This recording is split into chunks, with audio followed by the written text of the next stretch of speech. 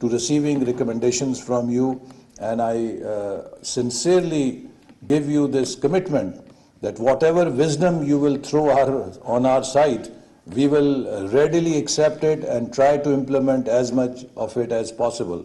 Because normally we have this deficit that there is a talk, but we do little to implement that talk. So there is this action deficit in most of the conferences that take place. So I can assure you that whatever recommendations you will give us, we will try to implement them with full sincerity, because this is not something which we need to do because we look nice to you. But this is something we need to do because we owe it to our future generations. We have to give them this planet Earth in a shape that they can also lead a normal life, and they are entitled to same resources that our generations and we have enjoyed on the planet Earth. And if we give them polluted environment, we have been unfair not just to planet Earth but also to our future generations.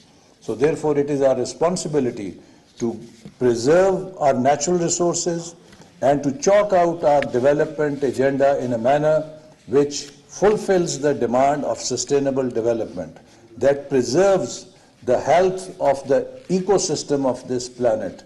Otherwise, we have disasters like we have seen in Pakistan recently.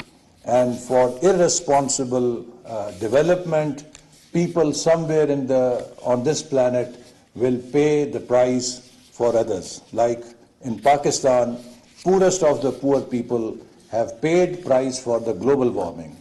So likewise, for water also, we need to make sure that while we fulfill our needs, we do not deplete underground water, that we make this water unavailable for future, or we pollute this water by over-exploitation so that there is more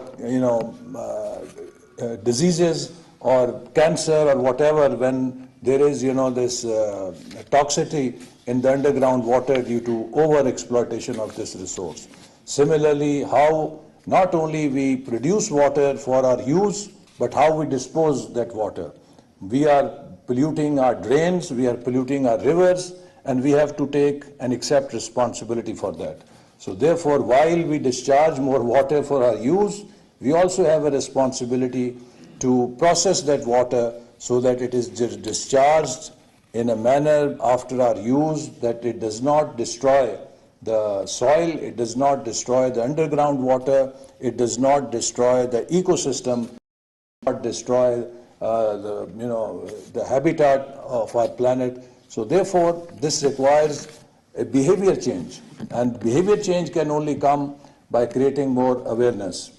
And finally, all of this requires resources. I think one of the fundamental challenges is all the authorities and all the organizations that have been given the responsibility to deal with water also need adequate resources to either preserve or to manage this portfolio.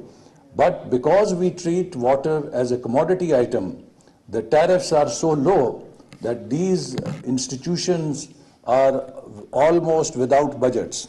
So we cannot blame them because they have no revenues. And unless they are given adequate budgets, they cannot perform their job well.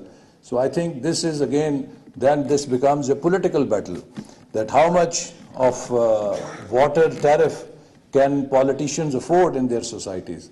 Now that will only happen if our public is also aware that water has to be preserved. And particularly I can say, for us it is a matter of faith. I would conclude by hadith of the Prophet sallallahu alaihi wasallam. Prophet Muhammad sallallahu alaihi wasallam once said to his companions that you must conserve water even if you are making wuzu or by the side of a running river.